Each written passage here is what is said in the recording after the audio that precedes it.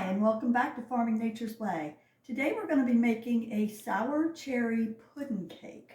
It is a recipe that was been handed down by my grandmother, and in fact it's so old that I have it on an index card that was typed with an old typewriter. That's how old this recipe is. And we just love it here. Not only are you able to put sour cherries in it, but you can use black raspberries while they're in season, or if you freeze them.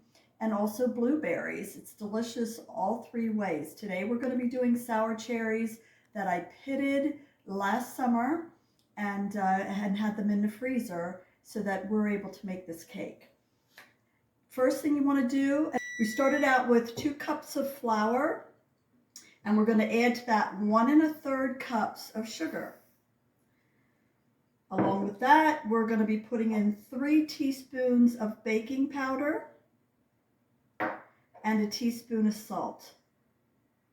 And then I'm going to combine these dry ingredients. It doesn't say to do that, but I always like to combine my dry ingredients. Then we're going to be adding a 1/2 cup of oil. The index card says shortening, but back in that day you used Crisco. That was like one of the favorite types, that and lard. So if you're not using either one of those today, I chose to melt down my whole kernel virgin coconut oil. Melt that down to a 1/2 cup. You can use, whatever oil you use for your baking will be fine.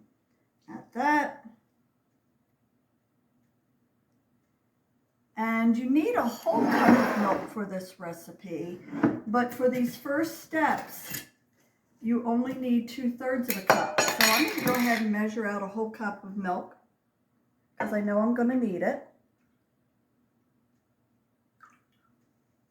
Then I'm going to go ahead and add 2/3 of that. And it's a guesstimate. And then you combine this.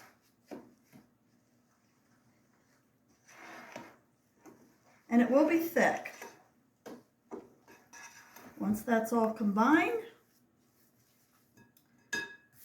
then you add the remainder of your ingredients. That's 2 large eggs, your other 1/3 cup of milk. I'll use it in there to rinse out the eggs.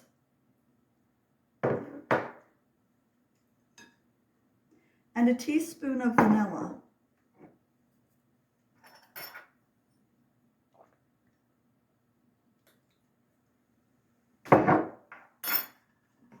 Stir that.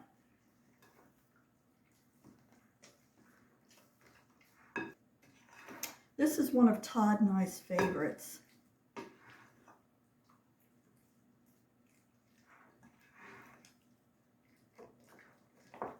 One of the benefits of preserving or saving your fruit when it's in season, I choose to freeze mine individually on a tray on parchment paper. That way when I pour it back into bags, it's all individual.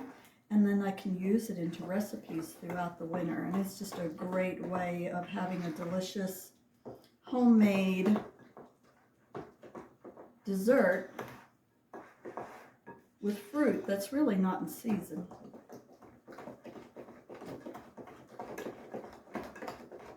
And then last but not least, once that's all done,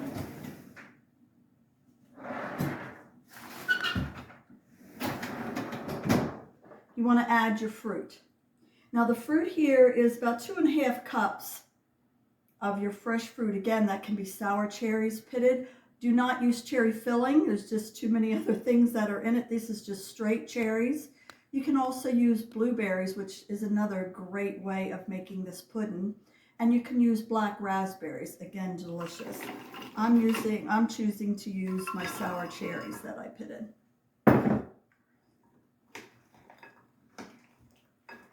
Stir that in there.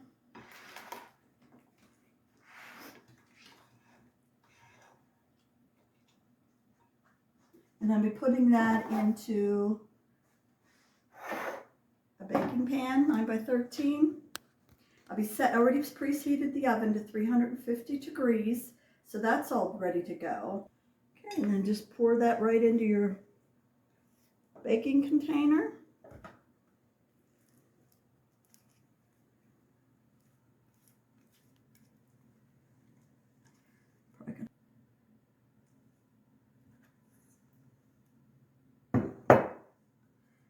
Spread it out into your baking container.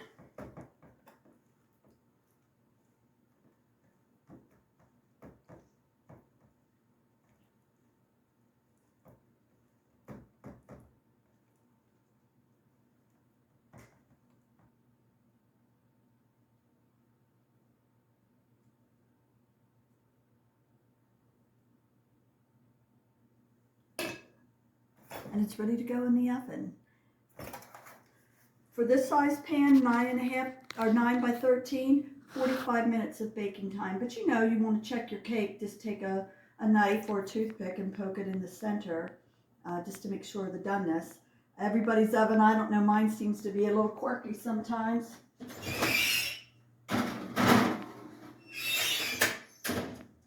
And in 45 minutes, we're going to have a delicious cake. The cherry pudding, sour cherry pudding cake is ready, and we're just going to try it. I already know how doggone delicious it's going to be. And this is even great if you want to serve it with ice cream. Yum.